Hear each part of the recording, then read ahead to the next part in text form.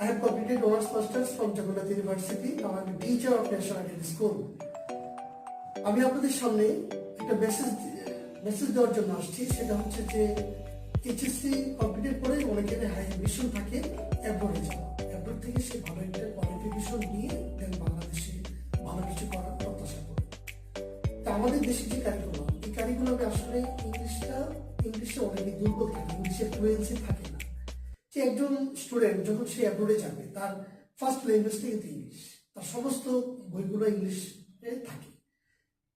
সেক্ষেত্রে আমি বলবো যে এখন থেকে যারা বিদেশে যাওয়ার জন্য অ্যাম্বিশন আছে, প্রথম থেকে আপনার ইংলিশে একটু এক্সপার্ট হন, ইংলিশে ফ্লুয়েন্সিটা বাড়ান এবং ড্রিম এডু কিন্তু তাই ইন্সপায়ার করে। ন্যাশনাল আইডেন্টিটির অনেক স্টুডেন্ট ড্রিম এডুকেশনের মাধ্যমে চায়না গিয়েছে, বিভিন্ন দেশে গিয়েছে এবং তারা আজকে গিয়ে আমি আশা করি আমার এই মেসেজটা আপনাদের সবার কাজে লাগবে। Thank you.